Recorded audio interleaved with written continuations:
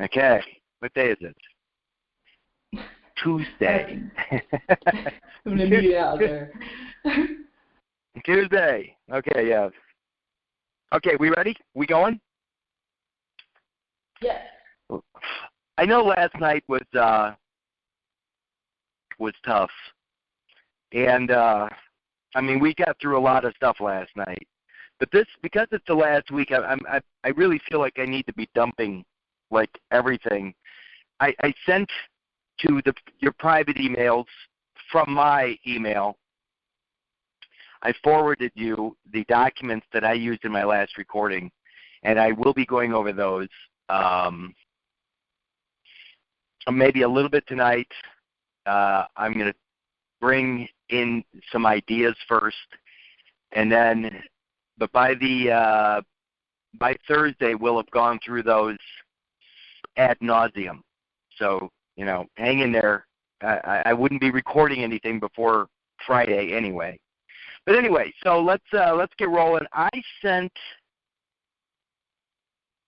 Oh, by the way, thanks, Brittany, for telling me not to yell at anybody about the missing folder. I don't know what the hell happened to it. She got it all straightened out.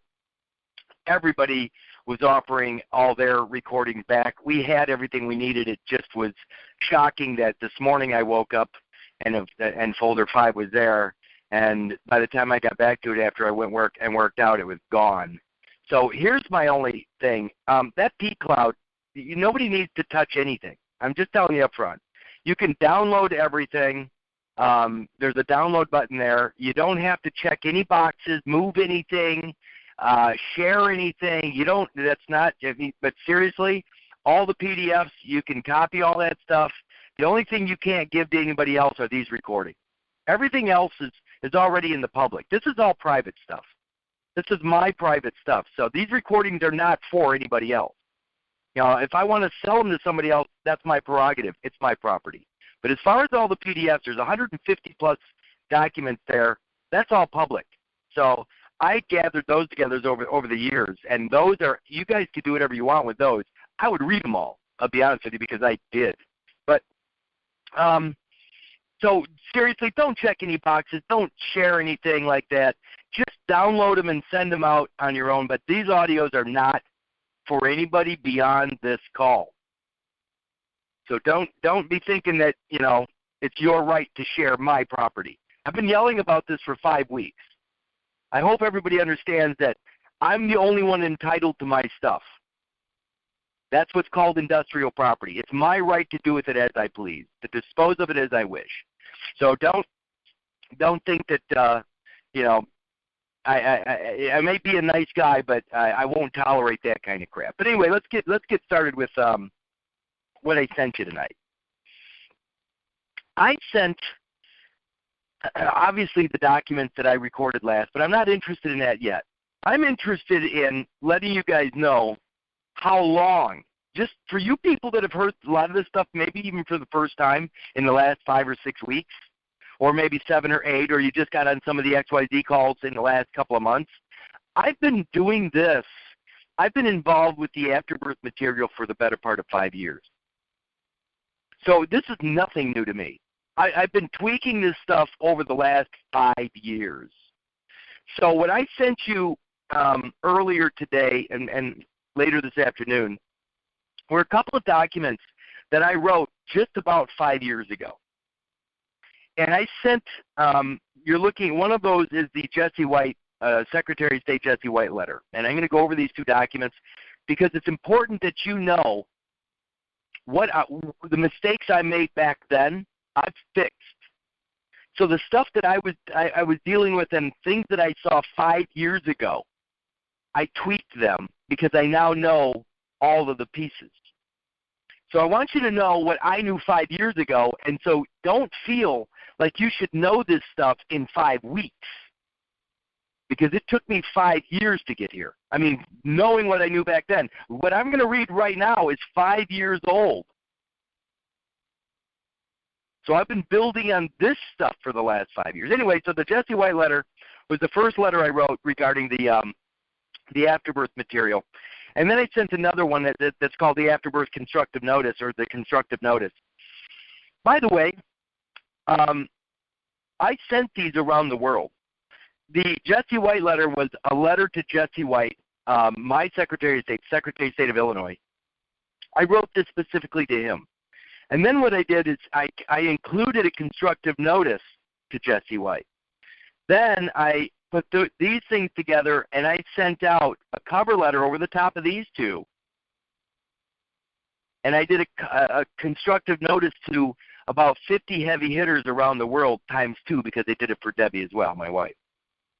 So I sent over 100 registered letters around the world, and you're looking at them right now, not counting the cover letter that I sent to each and every one of them. The only response I got from over 100 letters was from Interpol out of France. And they just said it wasn't basically any of their business. But I know that it is, because Interpol, the international police, they deal with these commercial persons. That's all they deal with. In fact, it's completely commercial. Interpol is only about these commercial persons. But they said it had nothing to do with their business. Anyway, what's funny is when I got the letter back from Interpol, it actually said Curtis, lowercase, upper and lowercase, and Kallenbach, all capital. So that's how it came back from Interpol. They sent me a letter, actually like a size 9 envelope, and they returned what I sent them. They actually returned my letter with a nice letter inside. Anyway, so let's get to this letter. This Jesse White letter.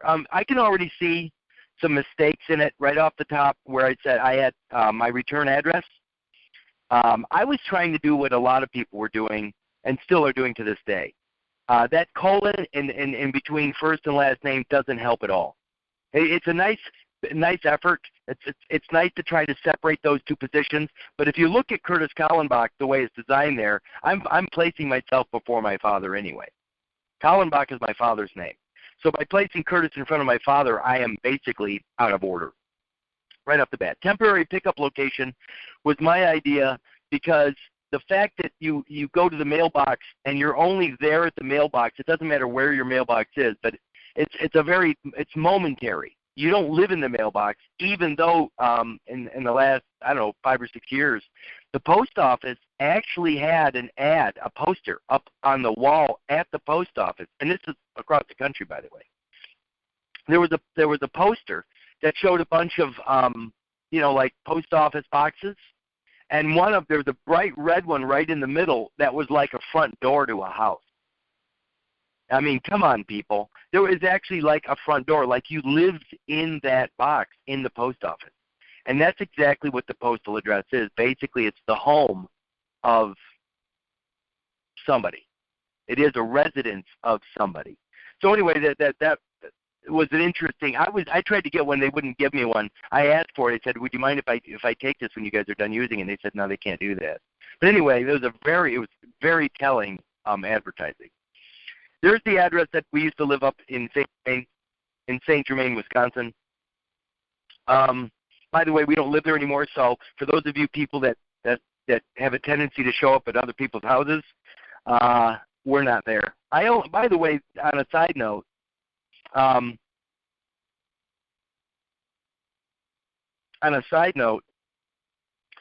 I've only had 2 people show up at my house ever, unannounced. The first guy showed up on a Sunday night. It was the middle of winter, and if you knew where we lived, it's like an island in the middle of town, but it's completely surrounded by trees, and you can't see our house. Our house is like right in the middle of town, but completely surrounded by trees on the end of a service road. So, and it's on a private drive. So there is no way. I mean, when you get here up at the end of the road, there's a little turnaround, so you can get the hell out of Dodge. But otherwise, you got to come in through what I call the bat cave of trees. This is the destination. It really is not a mistake. So a guy shows up in our yard on a Sunday night, middle of winter, pitch black outside, about 7 o'clock at night. It's freezing out, by the way. It's probably minus 10. And all of a sudden there's a knock at our door. There's never a knock at our door. Not during the day, not in the afternoon, not at night. But this this Sunday night it happened. A guy came down from somewhere up in Wisconsin. He drove down here because he wanted to talk to me about some stuff that he was doing. And I scooted him off to the side door because Debbie, he came to the front door. I took him over to the side door. And I basically told him this. I said, if you ever come into my yard again, I'm going to shoot you. And he looked at me. I said, you were not invited here. I don't know who you think you are, but I didn't invite you into my yard, into my house, into my life. You didn't call me. He had a GPS. He put in an address, and it took him right to my front door, basically. He had no money. He was broke. He had no place to stay that night. I mean, I think he was expecting me to invite him in. He slept in his car. I told him I would meet him at a coffee shop in the morning. Let me tell you something. I mean, there are people that really do believe you owe them something. So, and you don't. Don't think that you do. I don't care. You know what? He came down here without any money in his pocket. So, again, I bought him coffee the next morning, but the guy was a complete stranger and a whack job to boot. I mean, seriously, I could see it in his eyes. I didn't want anything to do with him, and I told him that. But what I'm getting at is it does happen. And it seems like a lot of the patriots really think that you're all in this together. You're not. We're trying to find our way as individuals. We're trying to find our way for ourselves. You know, this is not a collective effort because that's actually an oxymoron. When you're looking for yourself, it's not a collective effort. So anyway, enough of that garbage. So that's not my address. So don't think you're going to find me up there. Jesse White, okay, you can see right underneath the Springfield address there's a RB958 number. That's a registered letter number. I put the registration, the registered letter number on everything I do. I want that paper trail everywhere. So anyway, here's what I wrote to Mr. White. And remember, this is 5 years old, and I'm going to point out the mistake.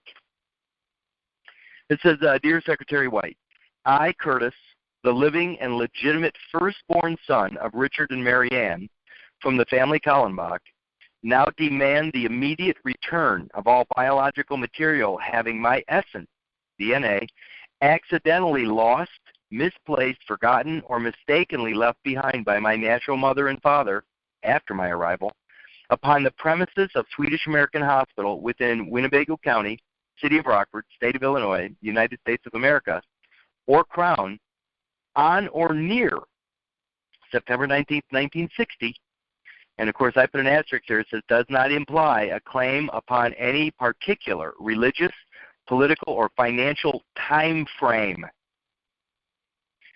and erroneously proclaimed to be abandoned property subject to salvage, treasure trove, eminent domain, etc.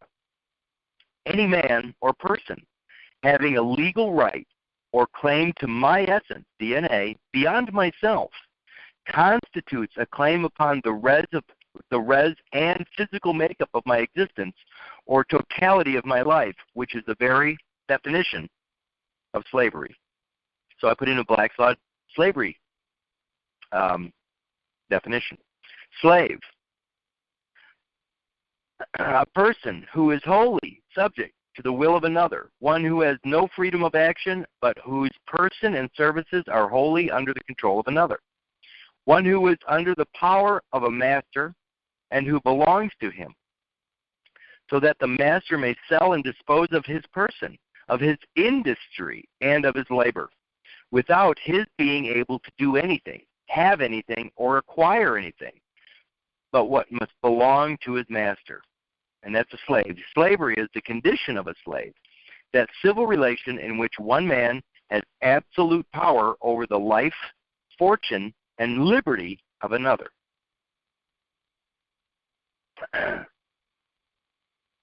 Swedish American Hospital, one of the many profiteers in this unlawful slavery scheme, is located within the boundary of Illinois, making the Illinois Secretary of State the go-to person in my genuine effort to reclaim the remainder of my essence, DNA, and clear my name once and for all of all erroneous commercial, criminal, or statutory claims.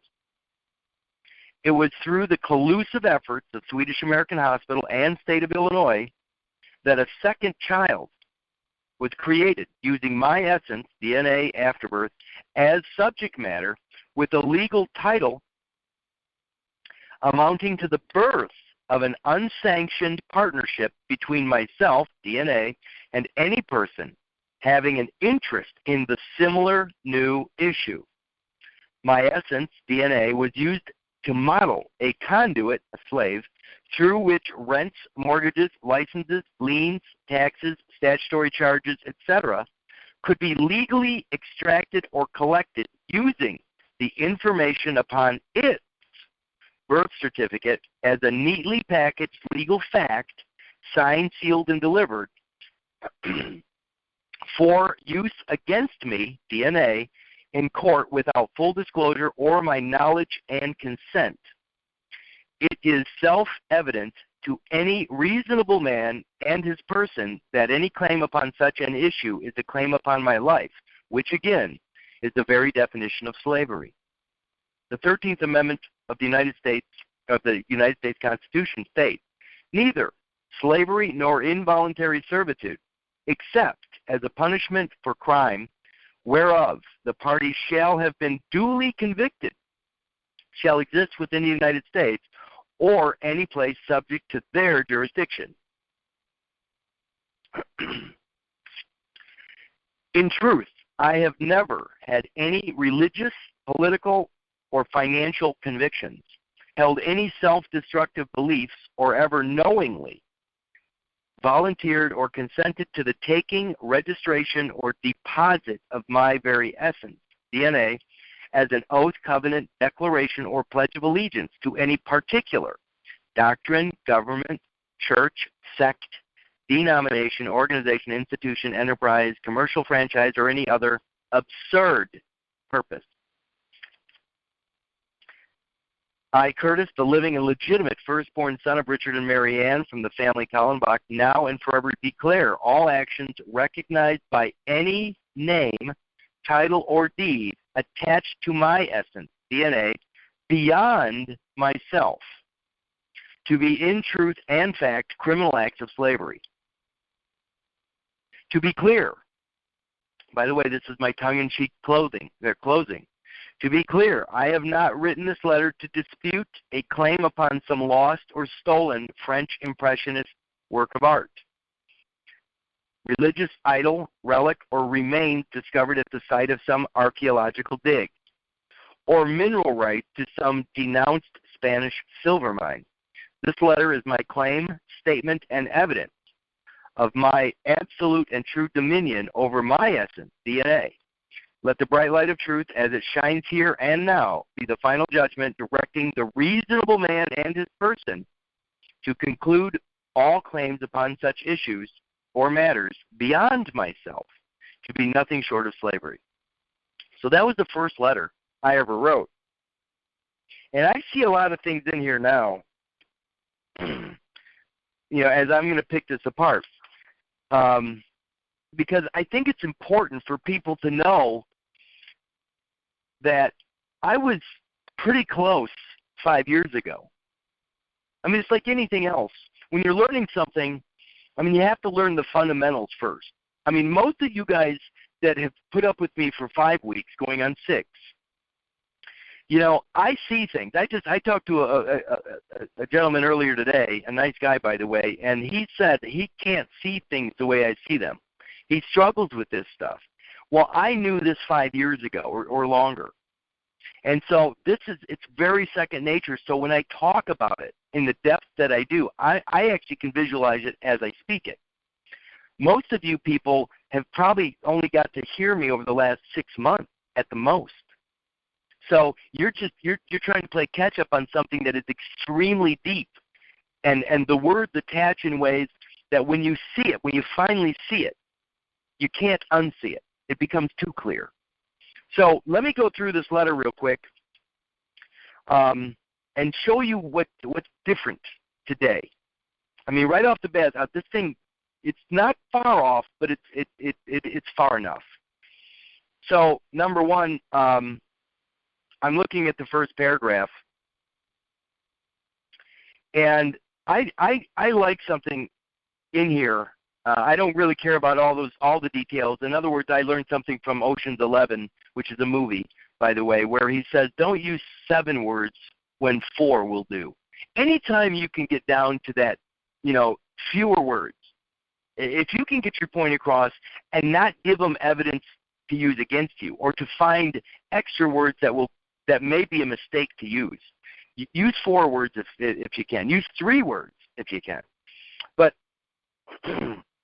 again, the old idea that I get it, the legitimate firstborn son of Richard and Mary Ann from the family Kallenbach. I don't think that any of that kind of stuff is necessary at this point. I know that they can't return my biological material. I actually was saying that to prove a point, that I know that they're using it. But here's the thing: I didn't really go over this too much. But the birth date, it says September 19th, 1960. It says does not imply a claim upon any particular religious, political, or financial time frame.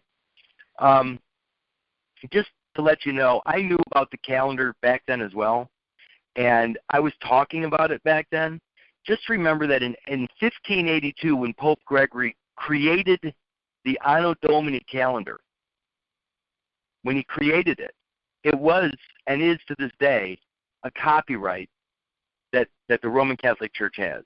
So any character born to that timeline is ultimately, they have a legitimate claim because the timeline is a storyline as well. It's a story. The Gregorian calendar is a story, and all the characters born to that story, Curtis Richard Kallenbach, September 19th, 1960, Anno Domini, the year of our Lord. It's interesting because our Lord is plural, and makes it sound like there's only one Lord. There isn't. We are each and every one of us the Lord or the landlord over our own kingdoms, our own bodies. But that's the whole idea, is that what they're able to do by using this calendar is actually collectively put everybody under one roof, one system, one court, one ecclesiastical court. And so it's no different. Again, by me putting on the clothing of Curtis Richard Kallenbach every day, it's no different than me waking up in the morning and putting on Harry Potter's clothing. J.K. Rowling, the author of Harry Potter, would have just as much a claim upon me by me wearing Harry Potter's clothes every day, pretending to be Harry Potter. As long as I'm wearing those clothes, J.K. Rowling can tell me what the hell to do every day. As long as I'm wearing those clothes, as long as I'm wearing the clothes of Curtis Richard Kallenbach, that character, born to that timeline, born to that copyright, the church can tell me what to do as well. Let's do this real quick. I'm going to go to literary property for the umpteenth time. Again, I never know what I'm going to do, but this is on page 841. Literary property. First I'll do literary composition. No, first I'll do literary. I like when people say, oh, I literally did this, or I literally did that. It's kind of funny when I hear people say that now. Literary composition. An original result of mental production, developed in a series of written or printed words, arranged for an intelligent purpose, in an orderly succession of expressive combinations. That's a literary composition. An original result of mental production. Is Harry Potter physical or is he mental? The character is mental. It's a mental creation, an act of the mind. Developed in a series of written or printed words. Well, even a series of words, Harry Potter, in that order. Harry Potter is a series or a combination of words. It says arranged for an intelligent purpose. I mean, if somebody said Potter Harry, it's kind of confusing. But also, when you hear Harry Potter, it already gives you an idea of where this conversation is going to go. If you know anything about the characters of the story or all the books and the movies, you already know somewhat what's going to happen here, or The Hobbit, or Lord of the Rings, any of these things. But it says, arranged in an intelligent for an intelligent purpose. Again, back to the idea of origin of species and Charles Darwin, they talk about intelligent design. Intelligent design. Everybody automatically thinks of the physical aspect. You know, the difference between us and a monkey or something like that. Well, it's also the difference between Kallenbach, Curtis Richard, and Curtis Richard Kallenbach. That order or series of words or intelligent design is used specifically or in a particular way. So again, in an orderly succession of expressive combination. Remember the word express last night. There's no doubt who they're talking about. I remember the judge looked at me when you know the word Curtis Richard Kallenbach came up in a courtroom once. Okay, so now literary property may be described as the right which entitles an author and his assigns to all the use and profit of his composition, to which no independent right is, through any act or omission on his or their part, vested in another person. In other words, it can't go outside of the author and his assigns. Nobody can be vested with that name, that title, that character.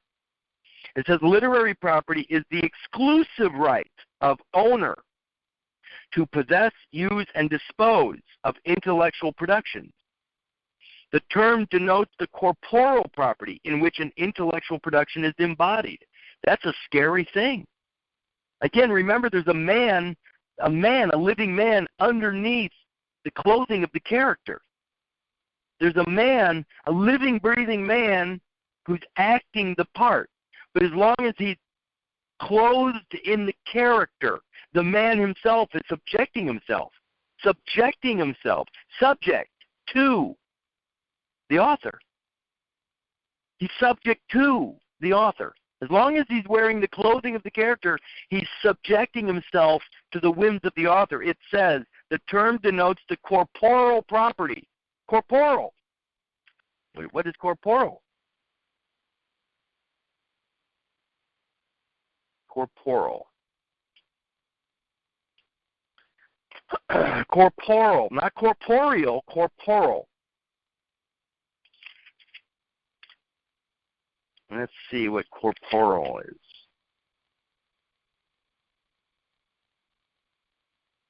Corporeal. Let's see if I can find that. If it's even in here. Corporeal imbecility. They don't even have the word corporeal on its own. So, but corporeal imbecility. It says physical inability. So corporeal is the physical. Physical inability to perform completely the act of sexual intercourse, not necessarily congenital, and not what I'm getting at is corporeal is the physical. It's the body itself. So it says the term denotes the corporeal property, the body inside the clothing, in which an intellectual production is embodied. So as long as you're wearing the clothing, the body inside the character is subjected also to the author or the owner of the character.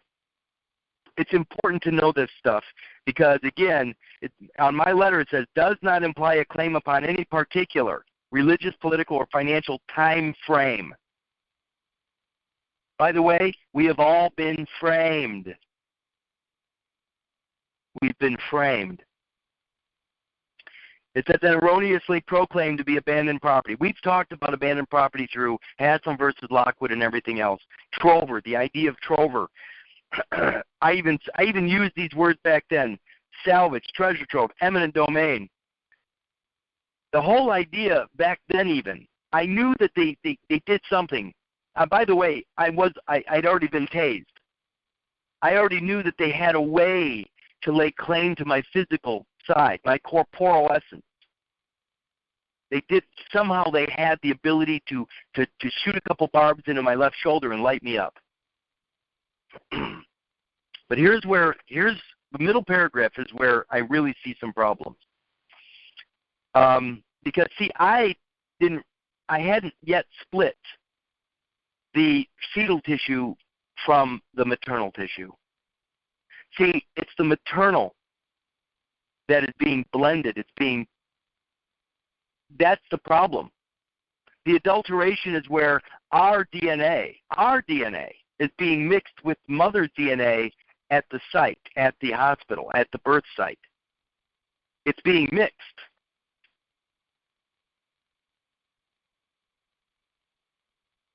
So in the second paragraph, where it says, it was through the collusive efforts of Swedish American Hospital in the state of Illinois that a second child was created using my DNA, or essence, my DNA, my afterbirth. That's not true. So see, the problem is I thought I knew it back then, and I was wrong. I didn't get a response, by the way, from Jesse White on this letter.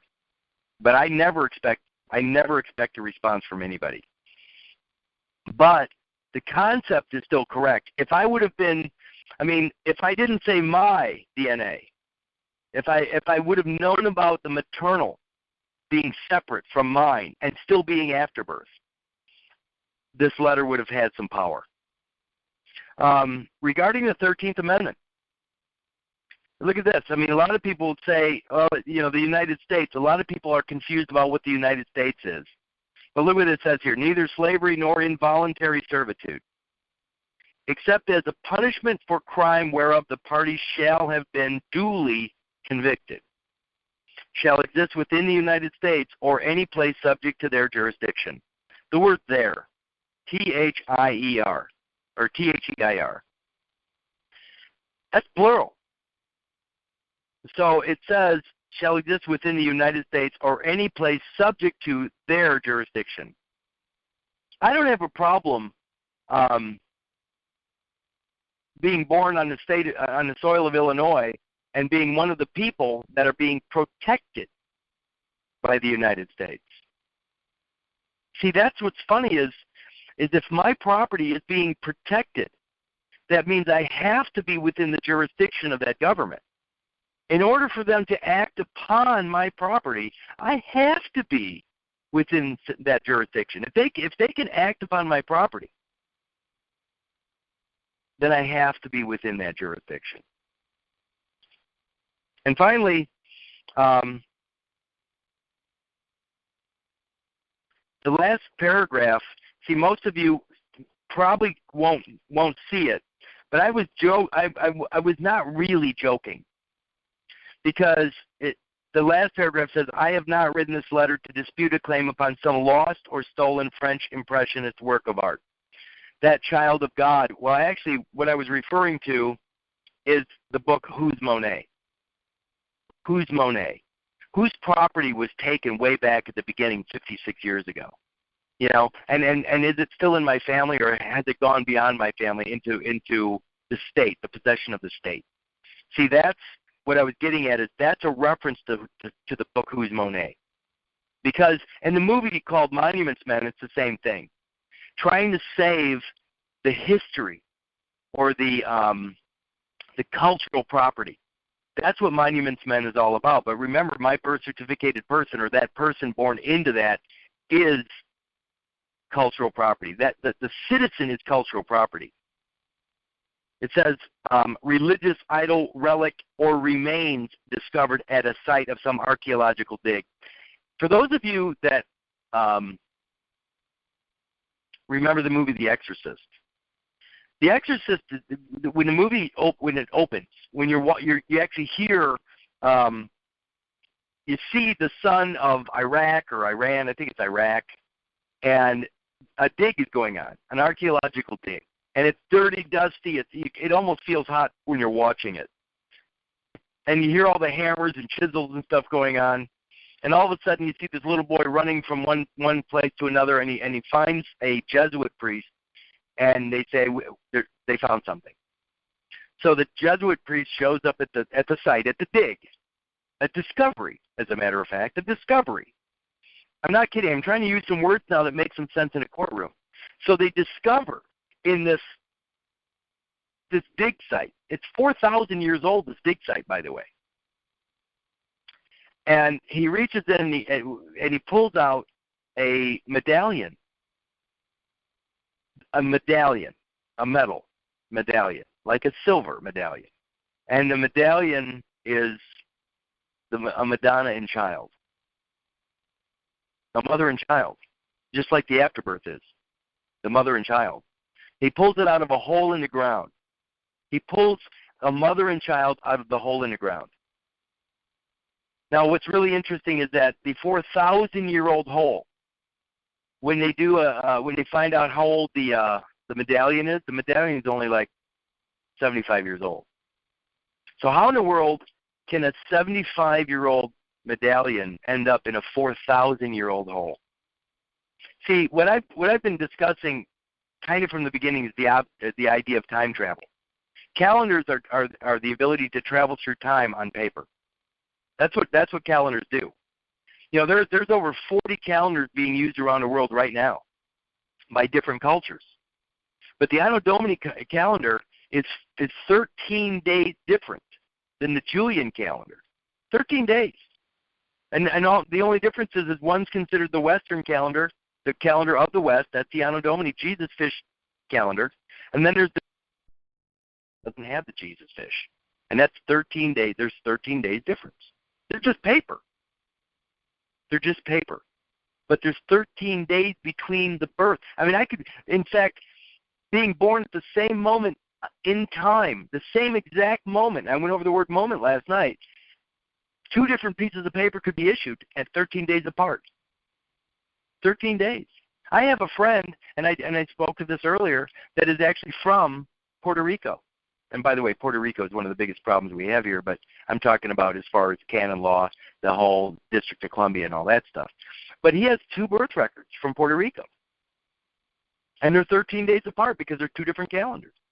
So he was born at the same moment, but on paper. They're separated by 13 days. So anyway, that's because one religious sect uses the Julian calendar, and one religious sect or faction uses the Anno Domini calendar, 13 days apart. The Anno Mundi calendar, the calendar of the Jews, is, I think the year is like 5,776 right now. So there's 3,760 years apart there. So they have to go back in time 3,760 years or something like that to speak to us. We're 3,000, if we use the Anno Domini calendar, we're 3,760 years in the past, according to the Jewish calendar. Time travel. Time travel. You want to put somebody in a prison? Make them born 4,000 years in the past. They're going to be dead and buried before. I mean, you're never going to be dealing with them ever. You're going to be dealing with their history. You're going to be dealing with relatives of theirs, because it can't be them. Not if you're born to the Anno Domini calendar. My God, that was almost 4,000 years ago. You see, calendars create the ability to travel through time on paper. The moment is the moment. The here and now is the here and now to everybody. But a calendar can put you in the past or in the future, depending on which one you use. So I was very clear even back then to say, you know what, it does not imply a claim upon any particular religious, political, or financial time frame. Down here at the bottom, I said, I have not written this letter to dispute a claim of some lost or stolen French impressionist work of art, religious idol, relic, or remains discovered at a site of some archaeological dig. That Exorcist movie is awesome to watch because it's not scary anymore. Do you realize the concept of the exorcism? Do you realize that the demon, do you realize that to be possessed, everybody in America is actually possessed right now by the Roman Catholic Church by deed? They're possessed. In fact, in the movie, when the Jesuit priest goes in there to exorcise the demon out of the little girl, right before he steps foot in the bedroom, he says, by the way, what is your daughter's middle name? What is your daughter's middle name? He goes in there to call the demon out by first, middle, last. What is first, middle, last? It's the deed that's generated or created by the Roman Catholic Church. It's the reason you are possessed by the Roman Catholic Church. That's the idea of possession. The movie The Exorcist is not scary at all when you understand what's going on. Anyway, archaeological dig or mineral rights to some denounced Spanish silver mine. Does anybody know what the dollar sign looks like for the United States of America? What does the dollar sign look like? It looks like an S with two bars going through it. I want somebody to go to their computer, somebody to go to their laptop, somebody to go to their phone and find me a dollar sign. You won't find one because America doesn't deal in gold. The dollar sign is about gold. The two-barred S is a sign of a dollar for the United States, which is gold-backed. Why is the so-called dollar sign that we see on everything today an S with a single bar through it? It's because we're not dealing in dollars, we're dealing in pesos. America deals in silver. The Americas deal in silver. It's backed by silver.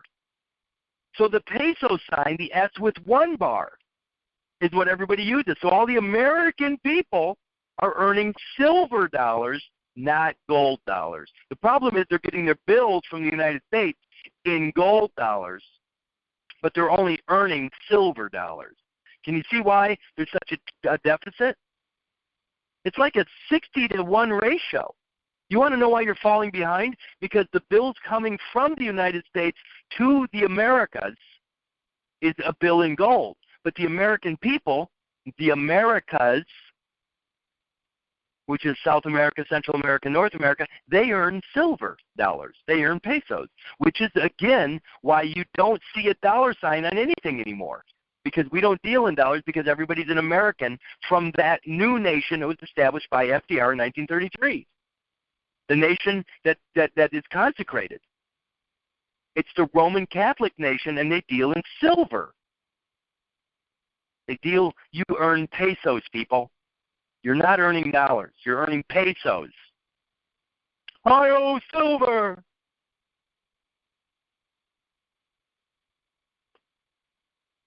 So the last one I did there was, or mineral rights to some denounced Spanish silver mine. These were all tongue-in-cheek. But this is all stuff I found that is all part of reality. It's all part of reality. But most people don't care about reality. They just want to be free. They just want my rights. Well, you know what? What's amazing is that the further in I go, the more responsibility I have.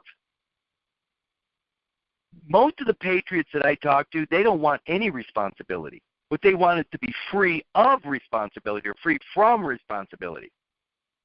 You see, who's going to do the roads that we travel on? Who pays for that? Who pays for all the services and stuff like that? Who pays for it? Somebody does have to pay for it. So it isn't free. By the way, and this is just coming from me, I've learned that patriots are the cheapest bastards out there because they truly believe everything should be free. Everything should be free to them because they're free. They live in a free society. So I struggle within that patriot community because they are the cheapest bastards I've ever run into. So that was the first letter I ever wrote to Jesse White, and I was all over it. I was all over it, but I didn't have the differential. And again, there are three things that come out of mother: genuine baby, fetal tissue, which is the same DNA as genuine baby, and maternal tissue, which is the same DNA as mom. The problem is the fetal tissue and the maternal tissue are bound together just like the metal coming out of the 4,000-year-old hole. Madonna and child. Mother and child are still together in the afterbirth. They're still bound together in the afterbirth. You've never been born. Nobody listening to this call right now has ever been born until they lay claim to that moment in time via Minnesota Rule 220. You're still stuck to mother. Everybody is still stuck inside mother because the afterbirth is not, the fetal tissue has not been separated from the maternal. So that's why the mother and child, the Madonna and child, that medallion that came out of that hole, that's the problem with everybody. That's the whole. That's the beginning of your possession. The Roman Catholic Church lays claim to the mother side of the equation. They lay claim to the maternal through the mitochondrial DNA. That's mother to mother to mother to mother. They only lay claim to the female. But if the child never leaves the female, if the child never comes away from the female, then the child is bound to the female. And the church takes care of the female and that child. I'm talking afterbirth here, people.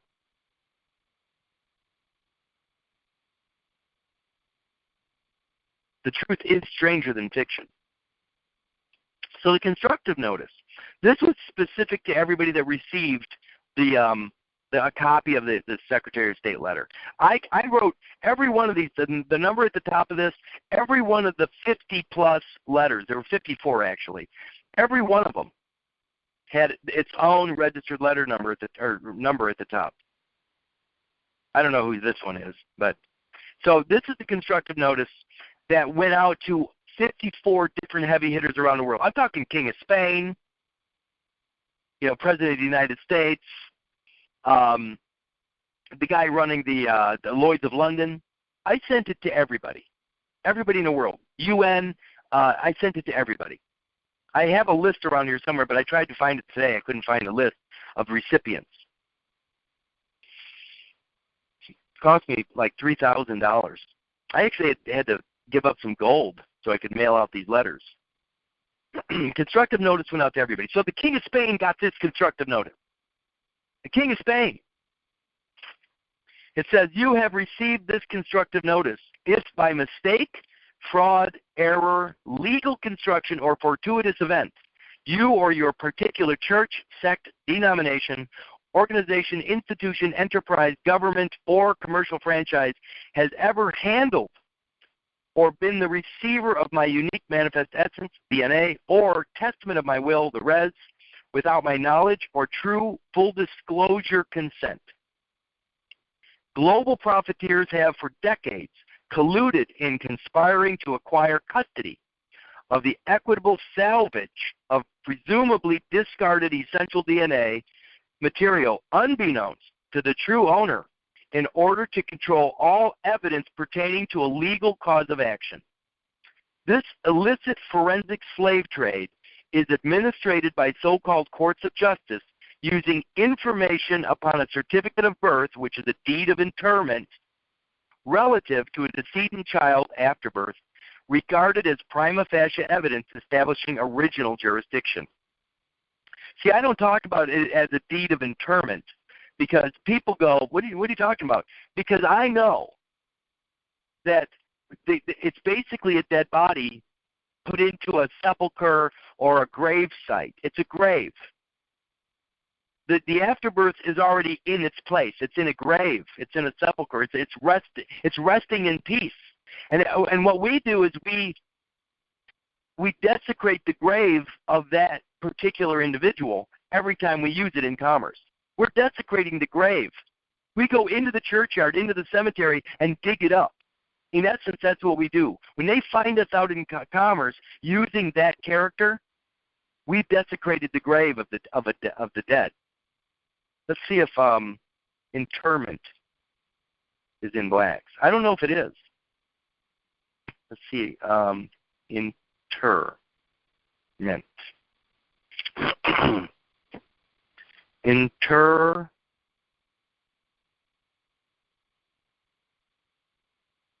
I don't think it is. I'm going to look it up in, no, it isn't. So they don't have interment in there, but Webster's does. Let me just see what interment is, see what they say about it. Because the deed of interment, it's like having, when you go, has anybody ever come over to your house to sell you a grave site? See, that's what this is. The deed, I believe, is to a plot, a cemetery plot. That's what I believe the deed is. It's a deed to a piece of land, but it's a cemetery plot. Right now, you guys are going, man, that dude is completely whacked. See, I already found all this stuff. In fact, I told Brittany that I would never talk about this, but in the Bureau of Land Management, I think that the America that FDR established, where the holy ground is exactly that, a churchyard, a cemetery. That's what I think it is. And it's ultimately called Potter's Field. Ultimately. Okay, so interment, an act or ceremony of interring. So, obviously you have to click on inter. And then it says interring is the present. Okay, so inter is to deposit a dead body in the earth or in a tomb. See, that's what I believe has happened with the DNA. I believe it's already been deposited, just like at a bank or a vault. I believe it's been deposited in a vault, which could be, the word vault is used quite often in cemetery or in a churchyard. But I use the word sepulcher because I've seen it come up multiple times. But it says to deposit a dead body in the earth or in a tomb. And I believe they do that, and they give you the deed to that tomb, to that plot, that cemetery plot. And it has a tombstone above it, and it's the all-caps name. It's the marker. It's a grave marker to the dead. But anyway, certificate of birth, deed of interment relative to a decedent child after birth regarded as prima facie evidence establishing original jurisdiction. By the way, where is the churchyard? I actually tried to find it in the District of Columbia. I tried to find it. I tried to find the exact location of that cemetery because I believe it exists, by the way. Sadly, both my wife Deborah and myself have many times experienced the birth certificate issue of slavery with the loss of legal custody over our unique essential makeup, DNA, and paid a high price in lost time via unlawful stops, jail, detainment, etc., financial losses via attorney fees, confiscated property, statutory charges and bail, etc., police brutality through physical violence, electric shocks or taser, etc., or libel through a false or unauthorized manifesto, birth announcement, or Winnebago County Jail mugshot posted for profit. This particular form of legalized terror, or what I refer to as forensic justice, can only occur if the unique manifest essence DNA of a man is allowed to be controlled totally and arbitrarily by another, beyond himself, which is the definition of slavery. So again, I put the definition of slavery in here. Now, here's something that many of you probably didn't catch. Slavery. A slave is a person who is wholly subject to the will of another, one who has no freedom of action, but whose person and services are wholly under the control of another. I don't have to read anymore. I hope you saw the word. The word is holy. W-H-O-L-L-Y. Holy subject. So they're saying that somebody has to be completely subject to. Well, is my DNA whole, or is it just a part or partial? See, if they only have a piece of me, is it slavery? See, if they can get me into the courtroom because of the piece that they do have, because it is evidence, it is relative to me. If they can go get a body attachment because of the DNA they do have on the record, it's not whole, is it? It's not W-H-O-L-E. It's incomplete. But it is there. If they have control over the remains, if the remains are in a tomb or the remains are located in a plot, in a deeded plot, somewhere in the District of Columbia, a churchyard somewhere, a cemetery, within the jurisdiction of the District of Columbia. If they have that DNA and they can control every aspect of what they have, is it whole or is it only a part? See, that's what. Look what a slave is a person who is wholly subject to the will of another.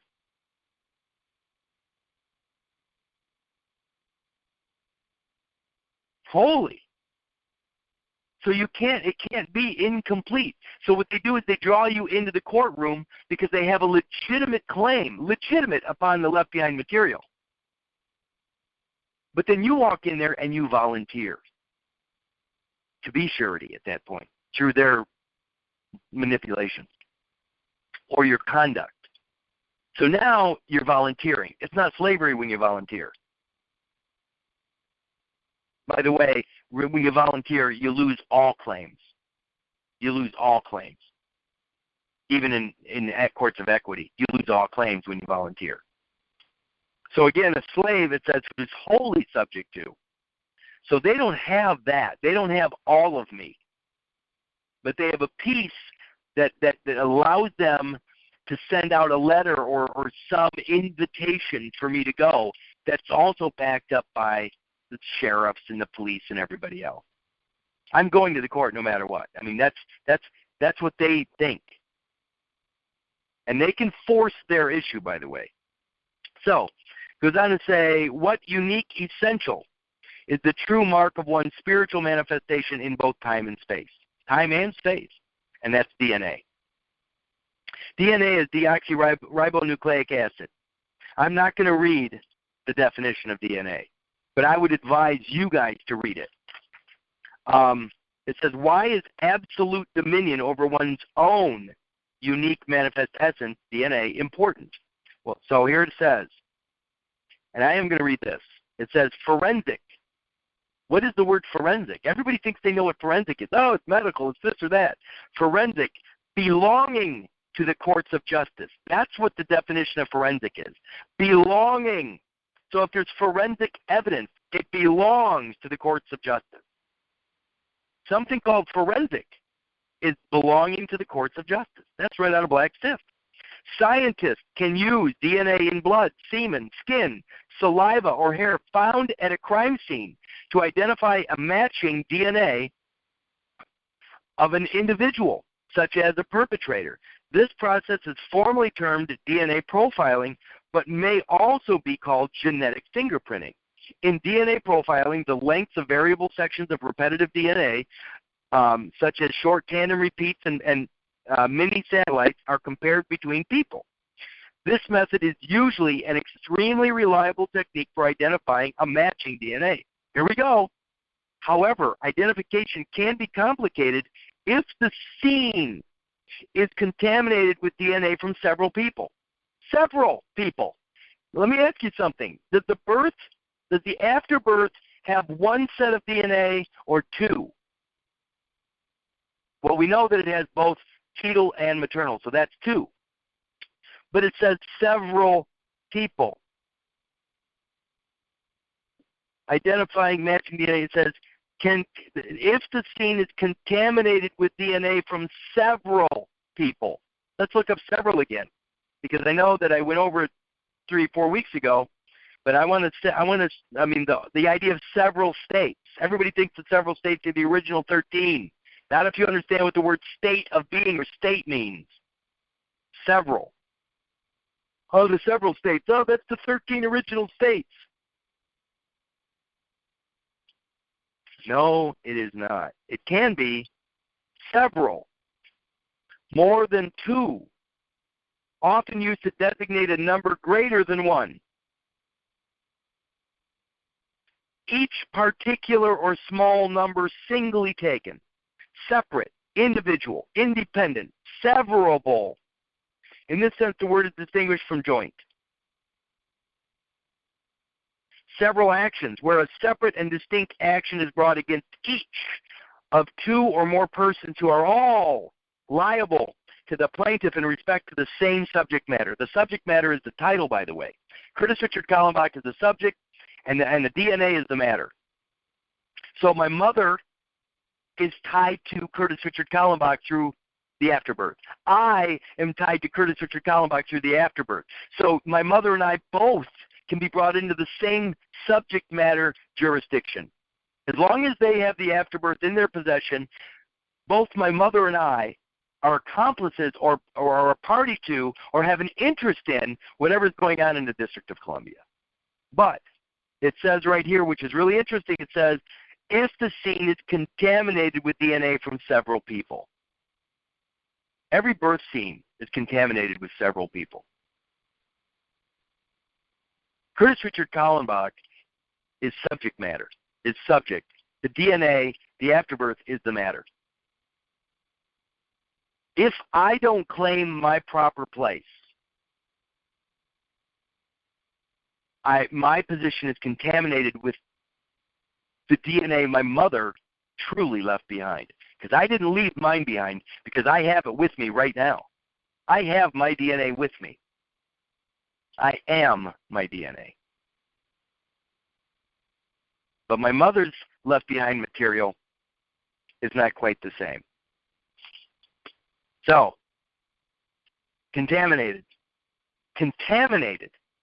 If it's mixed, it's called contaminated. By the way, you can probably find at pCloud a document about quarantine. The idea of a quarantine, which came out in the late I think around 1870, 1880. Quarantine. The concept of quarantine. Why would they quarantine anything? Well, if it's mixed or you just read the document. It's self-explanatory. So, the development of forensic science, by the way, forensic is belonging to the courts of justice. Development of forensic science and the ability to now obtain genetic matching on minute minute samples of blood, skin, saliva, or hair has led to a re-examination of a number of cases.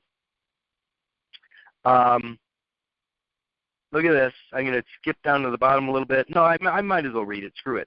Evidence can now be uncovered that was not scientifically possible at the time of the original examination. Combined with the removal of the double jeopardy law, in some cases, this can allow cases to be reopened where previous trials have failed to produce sufficient evidence to convince a jury. By the way, that's us in every court action. Remember, to be ambivalent, you need to be very specific. You need to actually let the court know who you are and what your claim is. There can't be any ambiguity in that courtroom. The most obvious defense to DNA matches obtained forensically is to claim that the cross-contamination, isn't that funny? Cross-contamination of evidence has taken place with strict handling procedures with new cases of serious crime. DNA profiling is also used to identify victims of mass casualty incidents. Let me say that again. DNA profiling is also used to identify victims of mass casualty incidents. That is the birth process itself. Remember, every single birth brings forth at least two decedents. For everyone born alive, for everyone born as a genuine baby, there are two decedent positions. Two. Remember, born alive is every product coming out of mother's womb is a legal person. And they're decedents. They're born dying. So it says, DNA profiling is also used to identify victims of mass casualty incidents, as well as positively identifying bodies or body parts in serious accidents. DNA profiling is being successfully used to identify individual victims in mass war graves matching to family members. Mass war graves. I know you can't see this stuff yet, but remember, this is a war. And when we go in to the courtroom, we're executed. It happens in almost 100% of the cases. This is one giant mass murder. When I say mass, by the way, understand the word mass means material. Matching to family members. Family members Remember that the afterbirth is a member that has been cut off of you or separated from you.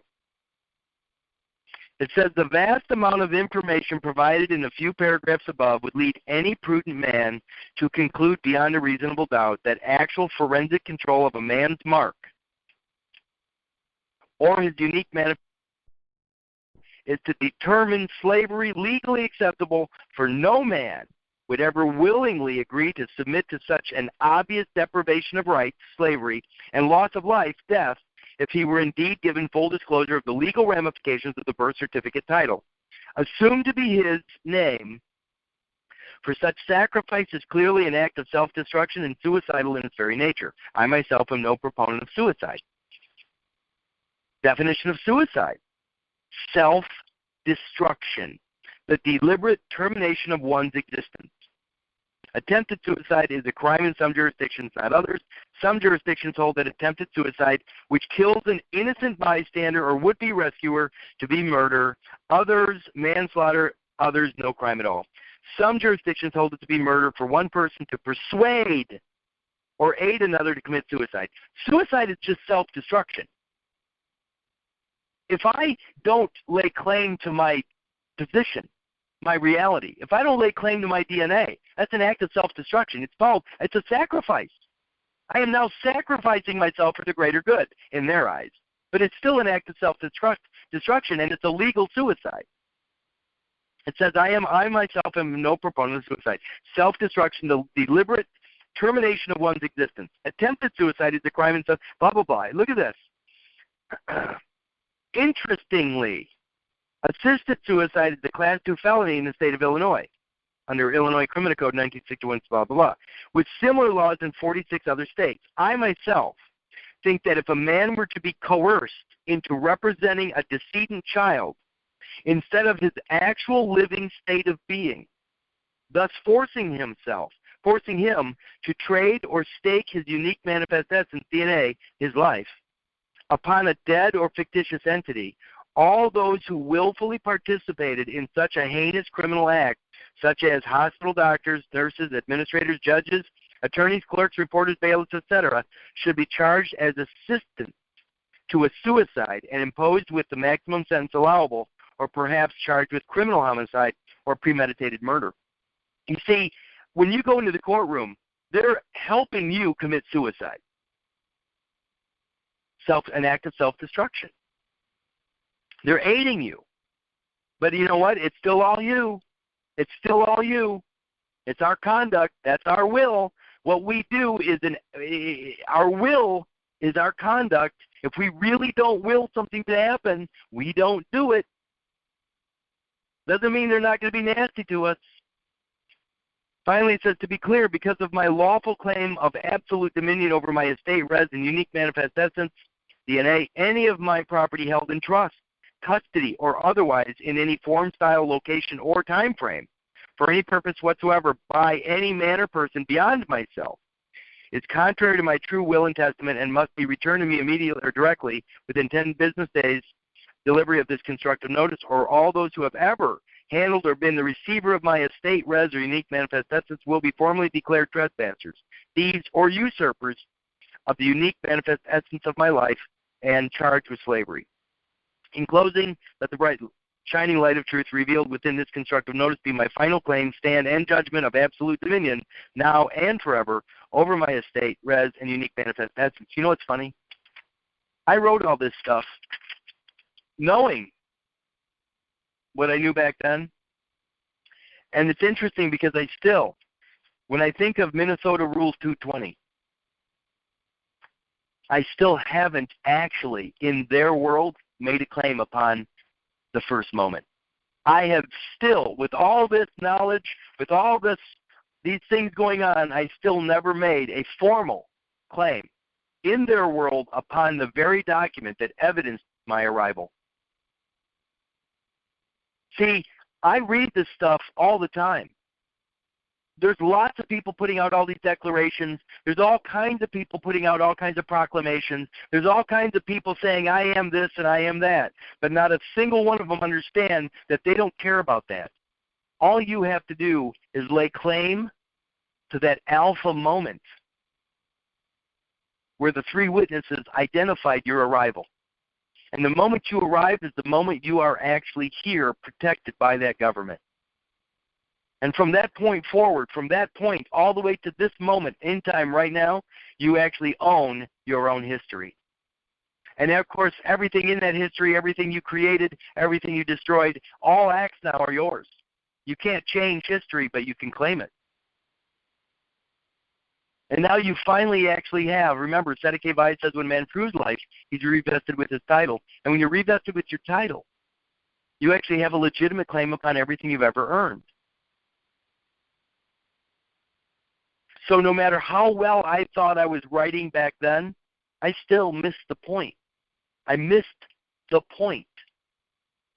The point was in time and space. I missed claiming my moment. Remember, the word moment also archaically said it's a claim. It's a cause of action. And I didn't do it. No matter how much I thought I knew, I still didn't do it. And most of the guys out there today, still to this day, don't understand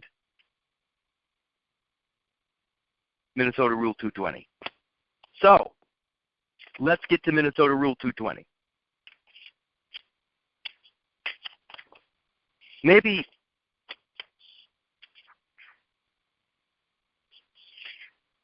no, I'm not going to do that yet. I just realized that I just told you what I did 5 years ago, where I was at, and how close I was.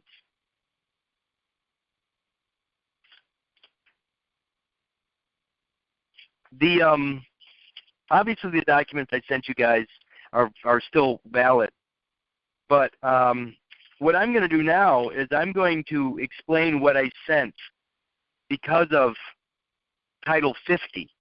I'm going to explain what I did because a lot of people have been asking me about this too, that, you know, the thing I did with the APC or the Alien Property Custodian and the Attorney General.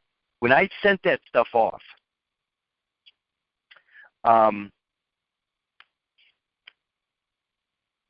I sent it off to the APC because of Title 50.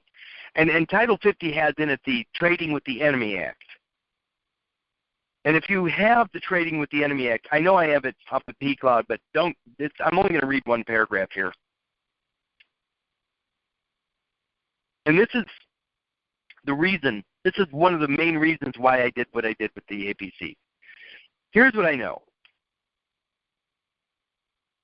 The alien property custodian is supposed to have custody of alienated property that has been alienated from somebody for whatever reason, abandonment, you know, whatever, it doesn't matter why, but it's been alien. Property that has been alienated or property that is alien to the country. In 1933, when the birth certificate started coming out, I believe the birth certificate is actually, I called it a certificate of interment, but it's for religious purposes. In other words, it actually is issued as a certificate of indulgence, meaning for sin, to pay for sin. Sin is just, we'll just call it commercial. It's not because you're nasty or anything. It's because sin is commerce. It goes deeper than that, but I don't want to get into it. So sin is just commercial activity in its simplest form. And so the certificate of indulgence is a form of payment. It's basically a guaranteed payment. It's like a get-out-of-jail-free card. Actually, it's really easy to explain. A certificate of indulgence is like this. I have a 24-year-old son, and he's pretty nutty. It's just like I was at that age. Uh-oh. You okay over there? Okay. Yeah, I'm getting some noise on this end. Anyway, a certificate of A certificate of indulgence is, okay, I'm getting a lot of noise on my end. I don't know what's causing it. So. It may have been me, sorry. What's that?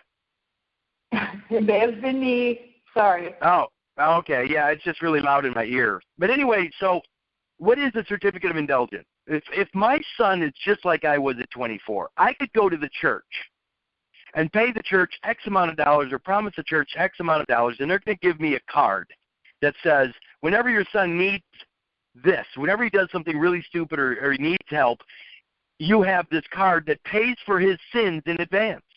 So when all of a sudden he finds himself in jail, he brings out this card that I paid for, this certificate that allows me to go get my son out of jail. It's a certificate of indulgence granted by the church as long as I gave the church money. That's what the birth certificate actually is.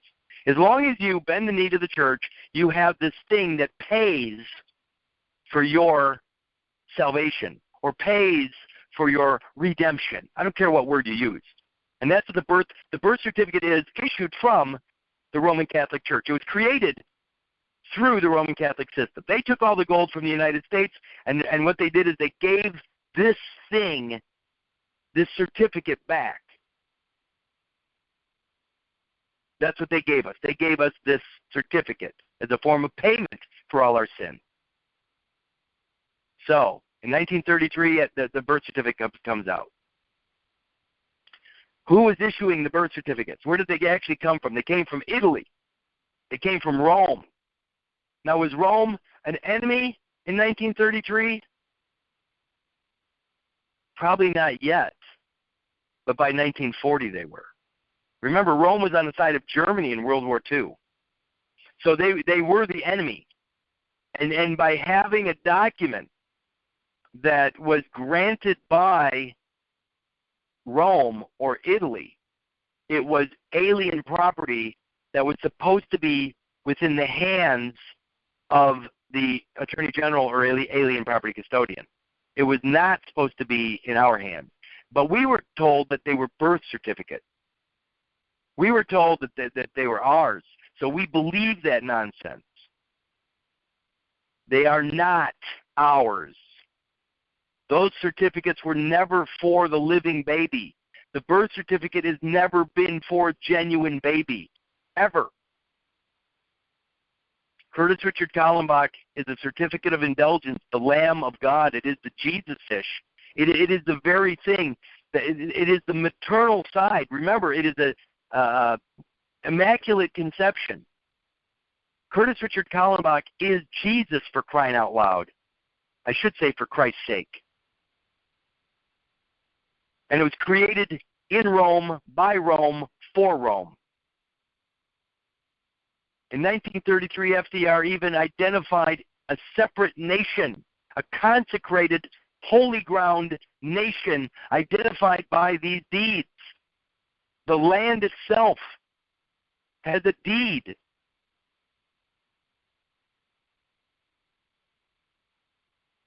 It is not for the genuine baby. But anyway, they're a form of payment for sin.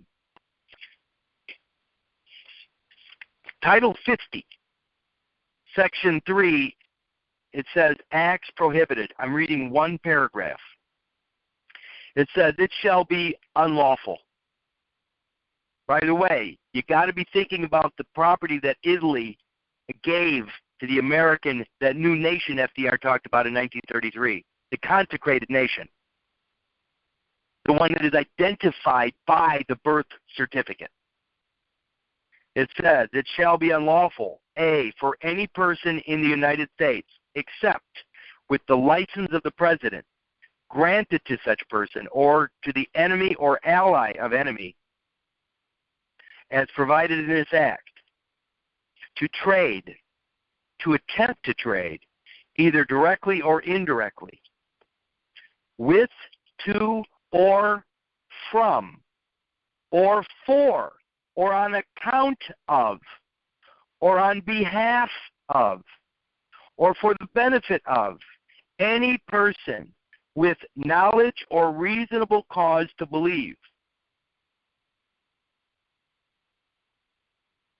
that such person is the enemy or ally of enemy, or is conducting or taking part in such trade, directly or indirectly for or on account of or on behalf of or for the benefit of an enemy or ally of an enemy.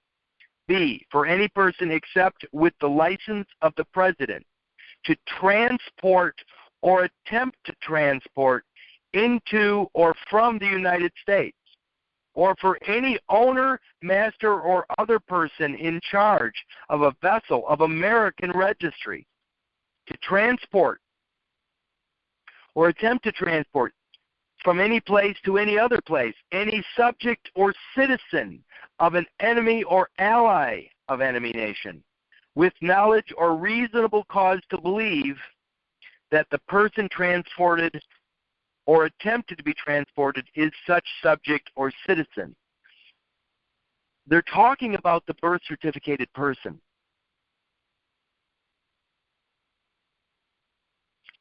In Title 50, in the Trading with the Enemies Act. That is a title of nobility that is granted by somebody outside. Remember that it can go either way. It's either from Rome or from your mother. Remember, mother wrote Curtis Richard Kallenbach on a piece of paper. Rome didn't do that. But Rome provided the guarantee payment or the guarantee redemption bond through the Jesus fish. My mom didn't do that. See, when you deal with reality and you lay claim to the reality side, you're not forced to eat the unreal. You're not convicted. By the way, there's a case also at P-Cloud, and it's called Get Low versus New York. I kid you not, Get Low versus New York. It explains what the birth record actually is. In 1925, this case went through, and what they set everybody up through Get Low versus New York for the 1933 birth record. What was the word that I used?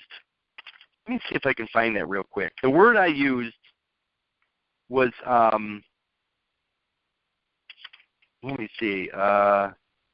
This is pretty interesting. If I can find it real quick, it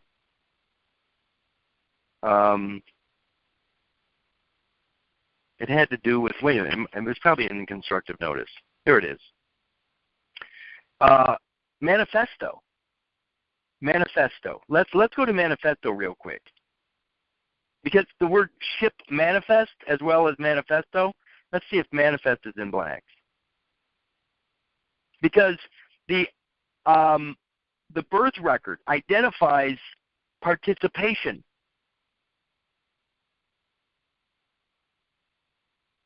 It identifies participation in a cult or a sect. Manifesto.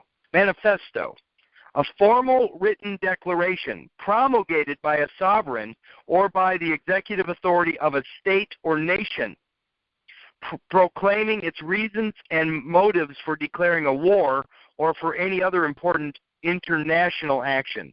A public declaration or proclamation of political or social principles. The birth record identifies willful participation in some nation. That holy ground, that nation that FDR was talking about in 33, the very same year, the deeds to the land of that nation came out. It's a manifesto. It identifies a position. By the way, it's communist. And in 1925, the Get Low versus New York case identifies the communist position of what's going to happen 8 years later with the birth record. Get Low versus New York, read it.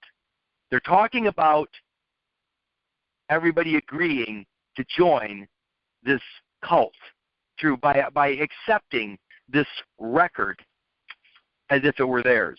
So, again, I did everything based upon Title 50 and the idea that they're saying that this property, this stuff, that this birth record, it belongs in the hands of the alien property custodian who prior to 1941 was the Attorney General that I know of the United States. So my idea was take all this stuff that everybody's trying to claim and give it to the alien property custodian. Get it back into their hands. Put it where it belongs. They're saying it belongs with them. So I'm going to give it back to them. So I put together a packet and sent it off to the APC through the Attorney General. And in the packet, I created a notary receipt. And by the way, you don't have to even see this stuff because you're not going to do it. There's no reason to do any of the stuff that I did prior to December 16th of last year. I mean, if you choose to do what I did, you'll assemble exactly the same stuff or very similar. And you'll do exactly the same thing or something very similar. And at least position yourself and put yourself in the same position as I believe I'm in right now. Only if you choose to do that. But you don't need to do all this other stuff that I did, because all I was doing was trying to not manipulate, but get an answer out of these people. And I gave them an ultimatum, and it worked perfectly. So I created this notary receipt packing slip. And I actually went to my notary, and she signed off on it. So I put together a packet of papers for a USPS registered letter. And in that packet of papers was 6 different documents. One was a handwritten letter, which is called holographic, a handwritten letter to the U.S. Department of Justice in care of the alien property custodian, okay? Or the Attorney General alien property custodian. That's the first document I put in there. The second document was a Winnebago County, Illinois certified document titled Notice. It was a notice that I wrote, and I already recorded it. So that's why I sent the APC a certified document. By the way, for you people that are cheap, if you're going to do something, at least send a certified copy of it. You know, when you have something recorded, don't make a copy of the recording, because in a courtroom, they don't care about your copies. They care about certified copies. Your copy means nothing to them. It doesn't have enough weight for them to even pick it up. You need to send them something that the court actually experiences as coming from their side. So when you have a notary put on something, it actually they look at it and it has weight in their world, regardless of what we think. Regardless of what we think. You know what, it's that old saying again, if wishes were horses, beggars would ride. They don't give a shit what we think. That's all it is A to B to C to D in there.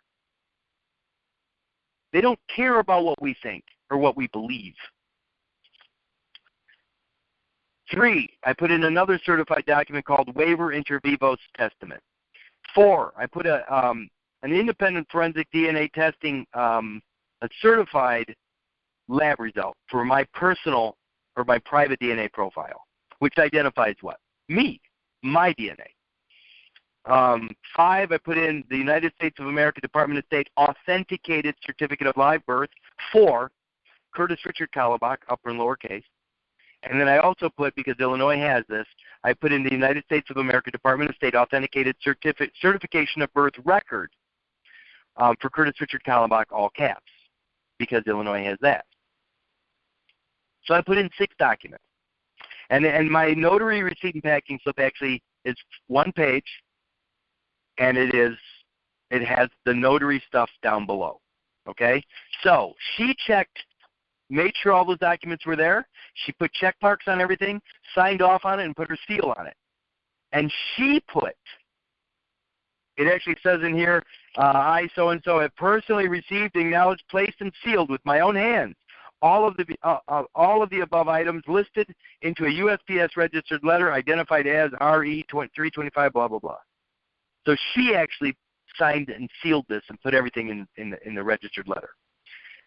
What did I write to the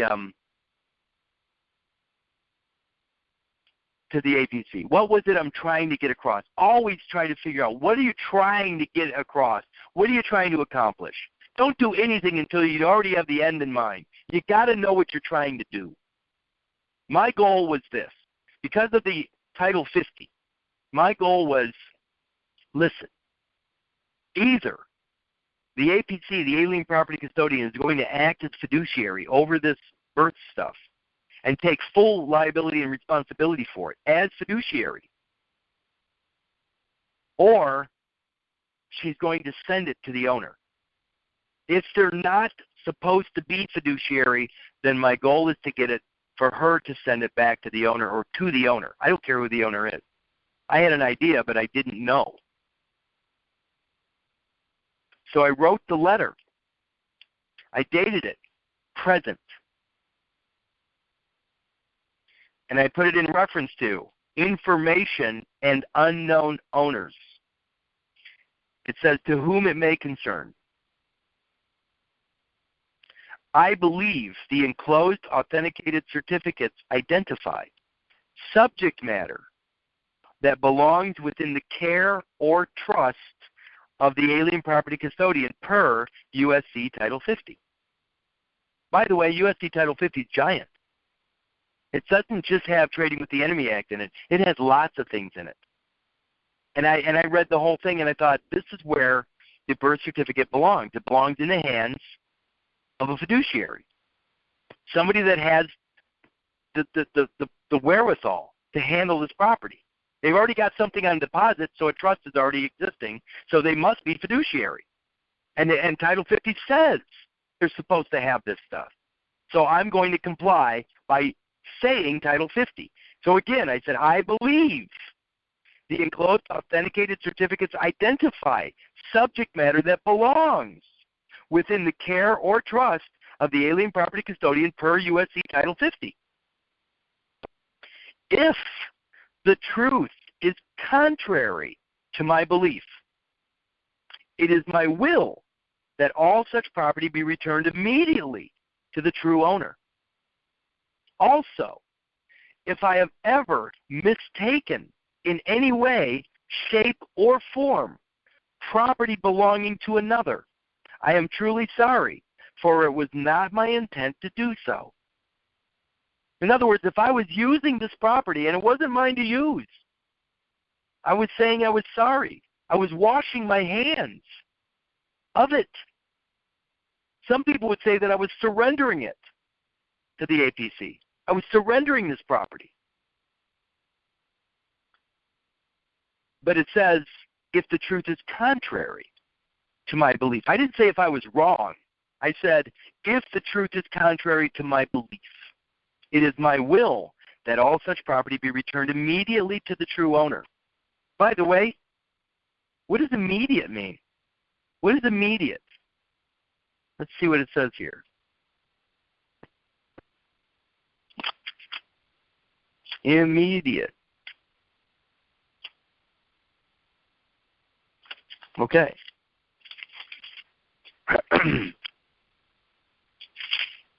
Immediate, present, at once, without delay, not deferred by any interval of time.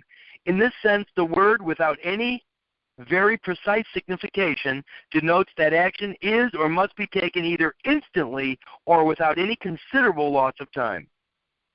A reasonable time in view of particular facts and circumstances of case under consideration.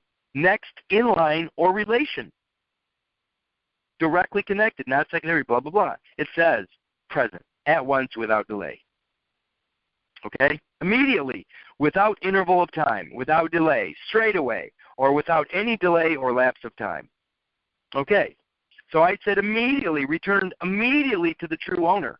But I also didn't use the word wrong. I didn't say if I was wrong.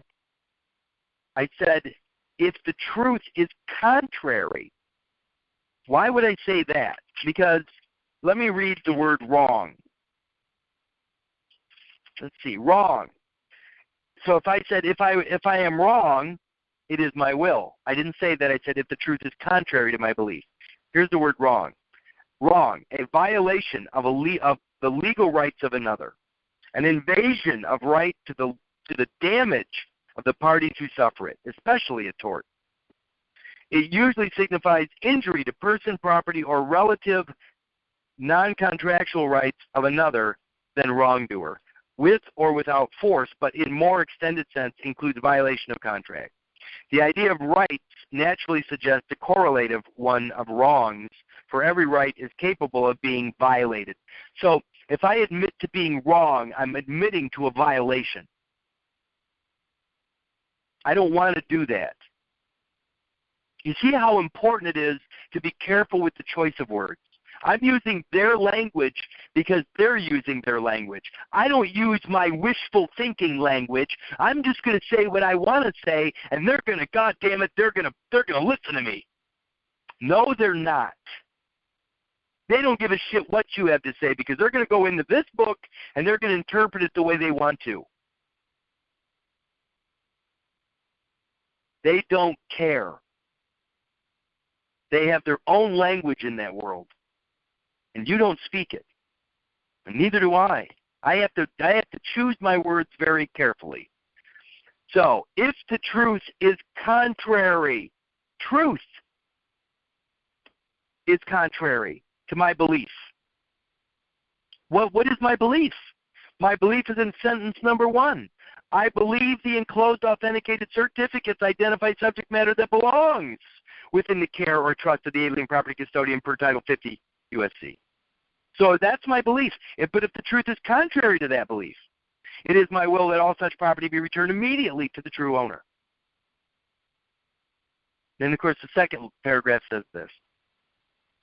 Finally, in order to eliminate the possible confounding of my private bona fide firstborn birthright with that of another, I am including my authentic forensic DNA profile as evidence of the genetic limitation of my genuine a priori paramount claim and proof of life seal, which is my thumbprint, for all the world to observe and abide. What did I do in this paragraph? I know it's only one sentence long, but it is a paragraph. It says to eliminate the possible confounding. Let's see what Webster says about confound. The possible confounding of my DNA. To confound. To bring to ruin, to destroy, to baffle, to frustrate, to consume, to waste. To waste, it actually says that. To confound is to waste. So finally, in order to eliminate the possible wasting of my private bona fide firstborn birthright. Now, the funny thing is that my DNA can be considered waste material if I leave it in the afterbirth. And the only way I can leave my DNA in the afterbirth is by not claiming the moment I arrived through Minnesota Rule 220.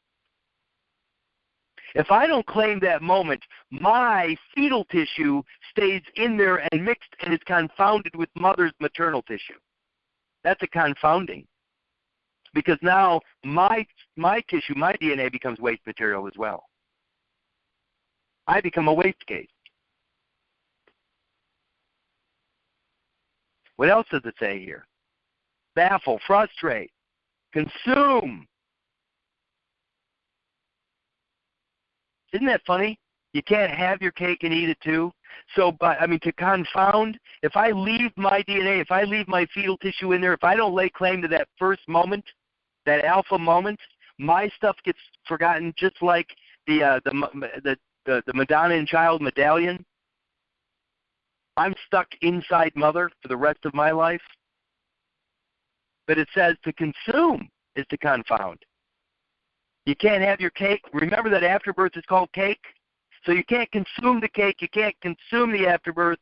You can't be party to it. Because to consume is to waste. By the way, what's another definition of consume? It's to burn. To burn. Anyway, 3, to put shame, to put to shame, to discomfit, refute, to damn, D-A-M-N, to damn it, to throw a person into confusion or perplexity, to fail to discern differences between, to fail to discern differences between, to mix up, to increase the confusion of,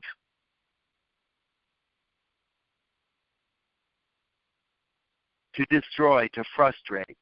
This is to confound. Can you ask yourself why I chose that word? Let me see what the word waste is at Merriam-Webster real quick. To waste, because that's to confound as well. A sparsely settled or barren region, the desert. On the desert, in the desert on a horse with no name. Uncultivated land. Well, that sounds like waste material to me. That sounds like waste DNA. See, I know it's hard to tell, but I am cultivated. I am cultured. I am is it. A broad and empty expanse. An act or an instance of wasting. A state of being wasted. Loss or breaking down of bodily tissue. Gradual loss or decrease by use, wear, or decay. Damaged, defective. Superfluous material produced by a manufacturing process. Material rejected. Scrap. An unwanted byproduct. Hazardous waste. There's your that's probably your biohazard. Refuse from places of human or animal habitation, garbage, rubbish, excrement, sewage, material derived. See, I'm telling you right now that that's what this afterbirth is looked at. It's looked at as this waste material, and a reclamation department comes in and reclaims it. Finally, in order to eliminate the possible confounding of my private bona fide, I went over bona fide last night. Firstborn birthright with that of another. Do I care which other? No. All I want is to identify what's mine. It's like putting up a fence around your yard. When you identify the parameters, the boundaries of your yard, put a fence up. Put markers up. This is mine. This is where my yard ends. I don't give a shit what's going on outside beyond the fence. My yard is right here, and it's pure. It's my yard. With that of another, I am including my authentic forensic DNA profile as evidence of the genetic limitation of my genuine a priori paramount claim. I'm going to go over two words on this. Limitation and a priori again. Limitation. I'm identifying my limitation, just like Josie Wales said. A man's got to know his limitations. Or the oldest oracle on the planet. The divine proportion. A man must know what?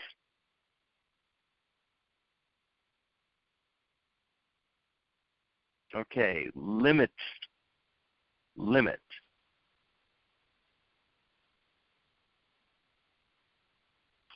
Okay, here it is. Limit. It's important. Limit, a bound, a restriction, a restraint, a circumscription, boundary, border, or outer line of a thing. It's the extent of power, right, and authority conferred. So listen, in my yard, I'm the king. Over my cells, over my body, I'm the king. I have all the power, all the right, and all the authority within my kingdom, which is my physical body, my DNA. If I identify my DNA, I'm also identifying the left behind material. It's no longer waste when I pull it into me by my claim. I don't care if it's left behind on the floor. It's mine.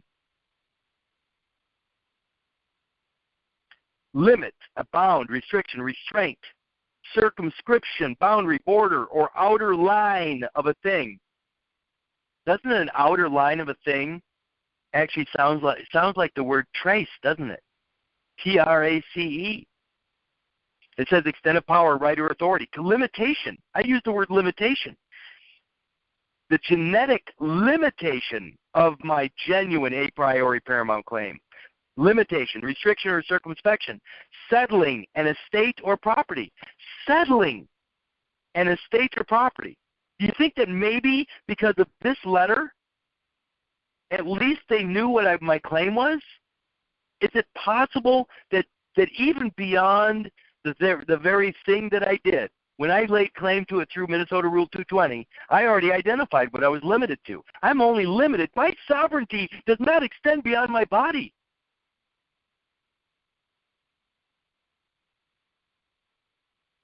But it says, limitation, restriction, or circumspection, settling an estate or property, a certain time allotted or allowed by a statute for bringing litigation. The provisions of state constitution are not a grant but a limitation of legislative power. Limitation. Estates, the restriction or circumscription of an estate in the conveyance by which it is granted. I'm telling you right now that you definitely need to limit your claim. And you have to identify what it is you're claiming.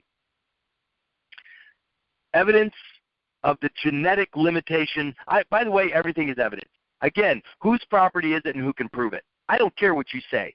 Prove it. I have people calling me every day and telling me, oh, so-and-so did this, so-and-so did that. Prove it. I just want to see some evidence. You know what? It's not that I don't believe you, but I don't really care about what you're saying. I need the evidence because I'm not going to do what you say until I know that it's true.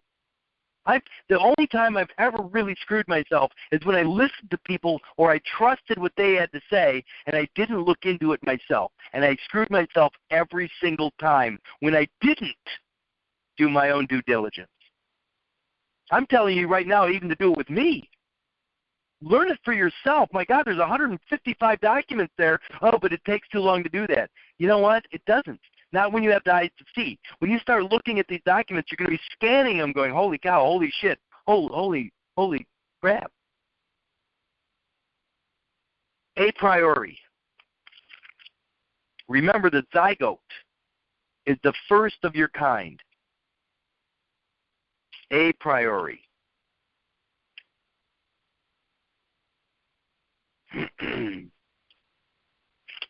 Okay. This is probably my favorite word. From the cause to the effect, from what goes before. A term used in logic to denote an argument founded on analogy or abstract considerations. By the way, the abstract is that piece of paper, the birth record. It's an abstract. From abstract considerations, or by the way, it says abstract consideration. Or one which, positing a general principle or admitted truth as a cause, proceeds to deduce from it the effects which must necessarily follow. The effects which necessarily follow. Again, back to last night. If you never arrived, how can you claim any property? If you have no evidence of your arrival, who the hell are you? And prove it. If you're saying that this is your house, your car, your wife, your son, your daughter, prove it. If you've never actually laid claim to your arrival, remember, even though it's bullshit, even though you're self-evident, even though I can look at you in the courtroom, it's all based on fact, not hearsay. So when they see a piece of paper come before them through a discovery, a dig, a 4,000-year-old dig, and they still see mother and child tied together, they don't care what you say because you're lost in space and time. They can't even hear you speak.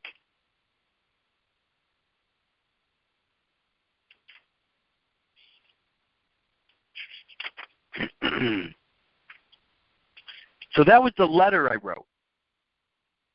So I'm gonna go through the rest of these right now, because tomorrow night I'm gonna get into what I did, my final recording. But I want you to know what led up to this. I wanted them to make a decision.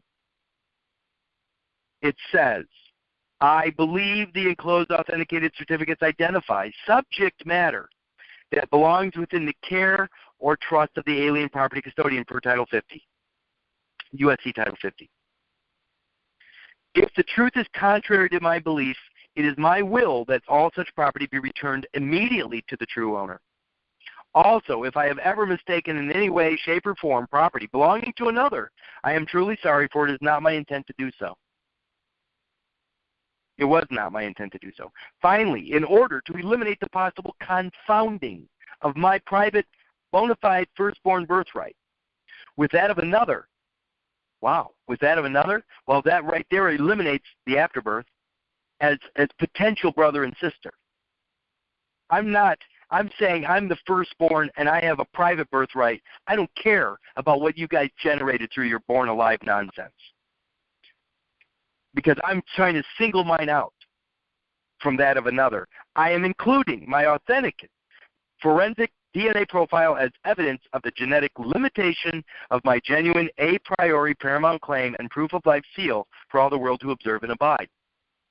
What else did I have in the packet? I said I had a notice that I had recorded at the county, which is basically redundant. I had the waiver inter vivos testament, which I was extremely proud of. I'll read it right now. But again, is it necessary? No, it's not. You can read it and you can understand it and you can see why I wrote it and you can see where I was going. But in the end, you don't need to use it. What does it say? Well, it has my waiver in it. It says, from the beginning, with God as my witness, I, Curtis, a true man of God, acknowledge all blessings given by God, repent all transgressions against God, and waive all claims without God. By the way, that shut down a lot of court cases, just those 33 words. Why? Well, it only works before jurisdiction is granted, by the way, but it also works in the ecclesiastical court.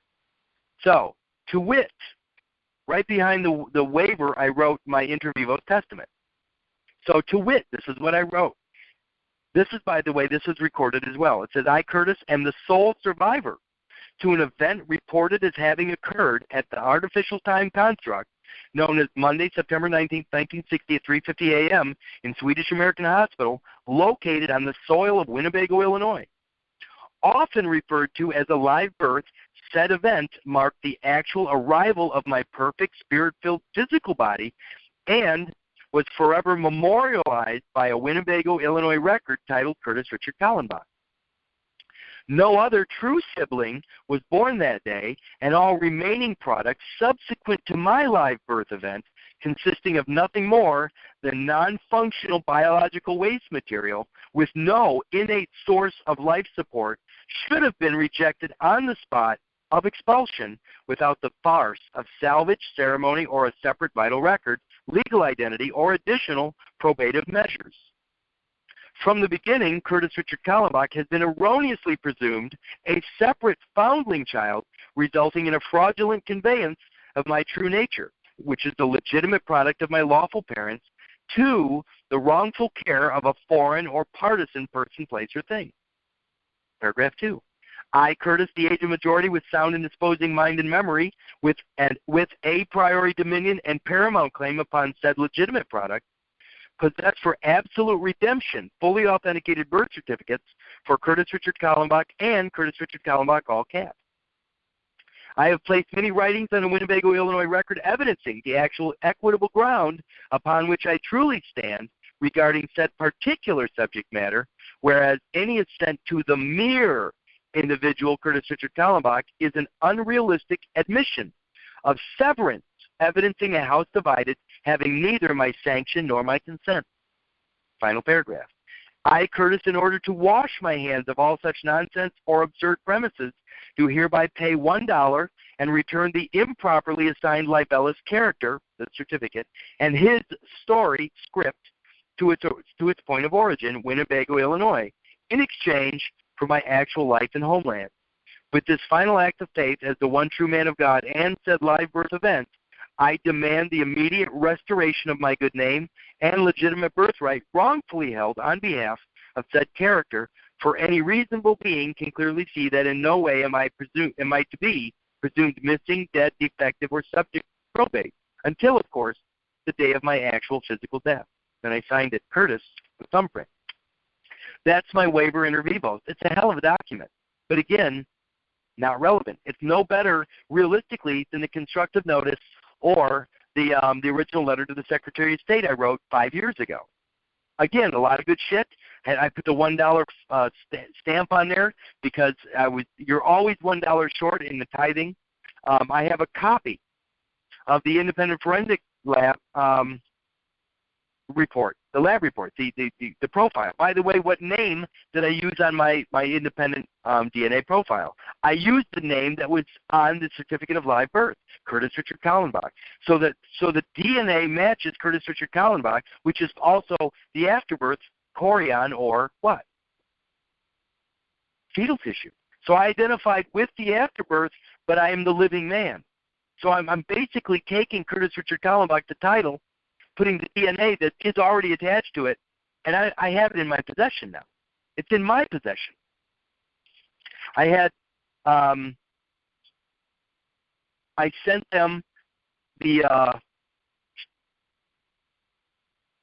actual United States authenticated records for Curtis Richard Kallenbach upper and lowercase, and for Curtis Richard Kallenbach all caps. That's what I sent them. And here, and this is in closing, I guess it's pretty good timing, and here's their response. This is what I got. So I sent this to them back in, I believe, October-ish. Late September, early October. They got this so way back in late September, early October. They had it. They had this in their possession for the better part of 2 months. Then I recorded what I'm going to talk about tomorrow night. I recorded those 5 documents, or 6 or 8 documents. I recorded those at the county on December 16th, I believe. And remember that December 16th is the week before Christmas, the week before Christ Mass. So I'm pretty sure most government stuff is shutting down that week. So even though I recorded it on either the 16th or 18th of December, I'm pretty sure it didn't get into the system until like the first week of January 2017. So I believe that the moment it hit the Federal Registry, because I recorded it at the county, the moment the Federal Registry, the moment they got wind of the recording of those documents that I sent to you guys today, this letter was generated from the Department of Justice on their letterhead. And it says this. By the way, you should take note that the letter that they wrote back to me was to Curtis R. Kallenbach, which is the same designation that every attorney has. So they sent this back as a friend to Curtis R. Kallenbach. They're identifying the position that I have to take. When I do any business with that group as a friend, I guarantee I'm supposed to sign this Curtis R. Kallenbach, or by Curtis R. Kallenbach, because that's who the friend of this situation is. So here's what they wrote. By the way, this letter was generated January 10th. So within the first week of the year, I believe that the moment they got that recording, that county recording, they, even though they've been holding on to my stuff for 60 days, remember what the letter says. The letter said, either you're going to be fiduciary or you're going to send it to the true owner. The moment my recording hit the Federal Registry, they generated this letter and sent it back to who? The true owner, which is me, because of the way I wrote this. Here it goes. Dear friend, thank you for your recent letter to the Attorney General. Recent? Hell no, it's over 60 days ago. Thank you for your recent letter to the Attorney General. We reviewed the information, which is the birth records, you provided, and it appears that this matter does not involve federal law and or the Department of Justice. So the birth record, the matter that is spoken of in the birth record, the very information itself is not a matter for the federal law and the Department of Justice. That's a pretty good place to be. It says, accordingly, there's the word accord. Accordingly, we are returning your correspondence to you. Who did I tell them to return it to? The owner. They did. They actually did what I was asking them to do. Return it to the owner. It says, if you need to pursue the matter, we suggest that you consult a private attorney to determine what legal avenues are open to you. So So one last word before we get out of here for the night. I'm surprised I got done this quick. Accord. What is an accord? Don't say Honda. An accord. There it is. An accord. So it says, accordingly, we are returning your correspondence to you. Accord. A satisfaction agreed upon between the party injuring and the party injured, which, when performed, is a bar to all actions upon this account. A bar to all actions upon this account. Accordingly, we are returning your correspondence to you. Is a bar to all actions upon this account.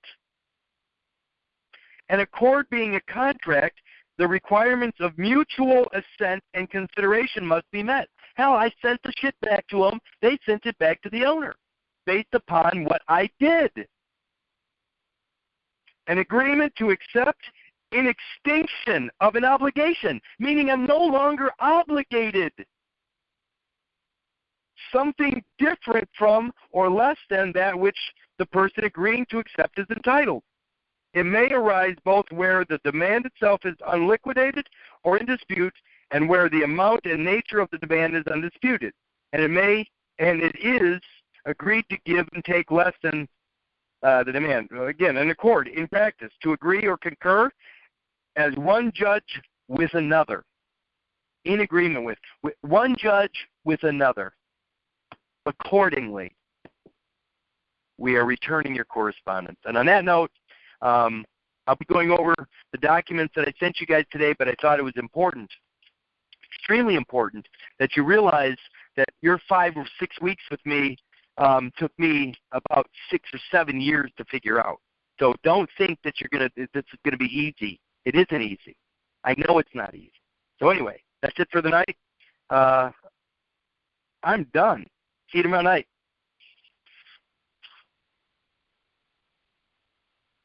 Good night. Good night.